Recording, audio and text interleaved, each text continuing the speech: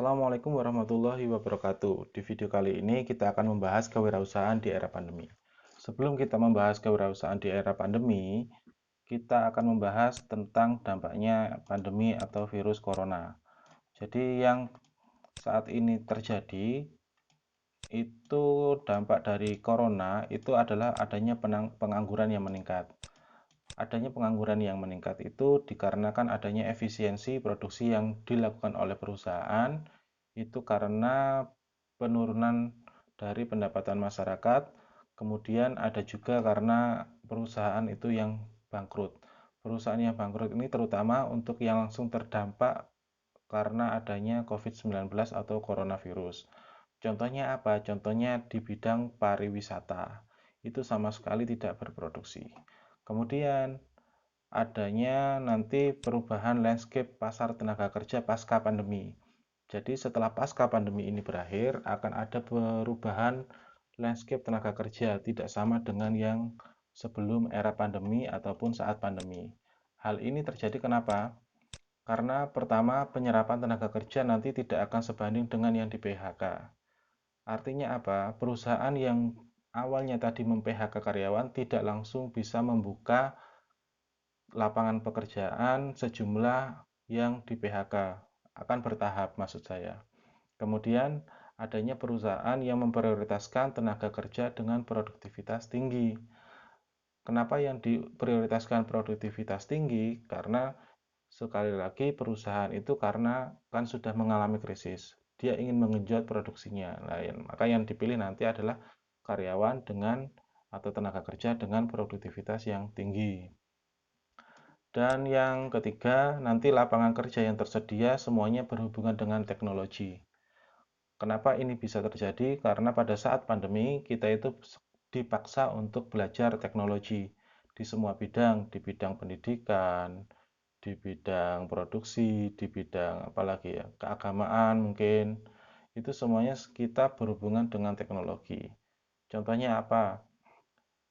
Adanya program bekerja dari rumah, di mana dulu bekerja dari rumah itu adalah sesuatu yang asing, tapi dengan adanya corona, kita 1 tahun penuh itu bekerja dari rumah, kemudian belajar dari rumah, akhirnya itu menjadi suatu kebiasaan.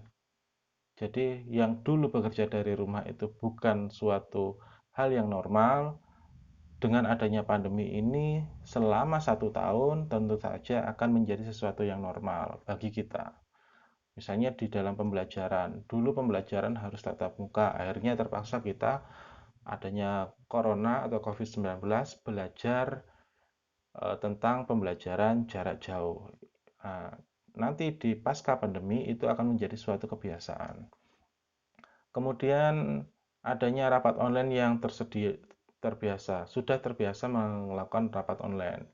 Sudah sangat terbiasa kita dengan adanya webinar. Kita sudah terbiasa menggunakan yang namanya Google Meet, terbiasa dengan menggunakan Zoom. Jadi rapat itu sudah nanti lebih terbiasa lagi, nanti kita akan rapat virtual. Sekarang kan sudah banyak rapat-rapat virtual. Nah, nanti ke depannya saya yakin rapat-rapat virtual itu menjadi suatu kebiasaan yang kita sudah menganggapnya itu biasa.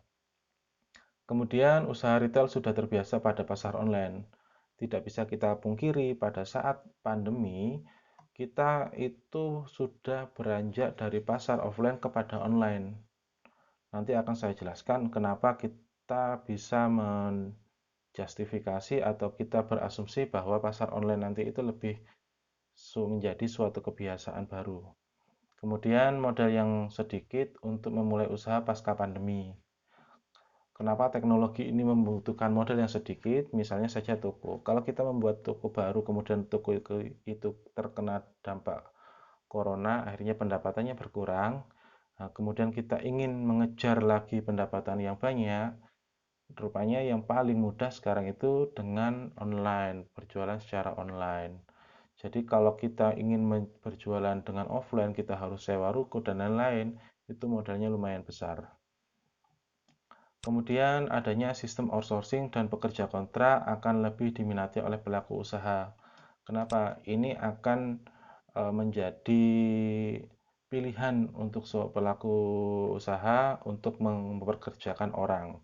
tidak bisa dengan adanya pandemi itu rupanya terdampak sangat banyak, modalnya itu juga banyak berkurang, akhirnya sistem kerja kontrak atau outsourcing itu akan lebih diminati. Bahkan ada sistem kerja berdasarkan proyek, misalnya, oh saya sekarang membutuhkan pekerja di keahlian ini, tapi hanya butuh untuk proyek tertentu lah. Itu yang akan lebih banyak nanti di pasca pandemi. Hal ini diambil karena satu, lebih fleksibel dalam ketidakpastian usaha pada masa pandemi dan pasca pandemi. Dan yang kedua, perusahaan tidak banyak menanggung resiko. Dan yang ketiga, modal perusahaan itu masih terbatas pada saat pasca pandemi.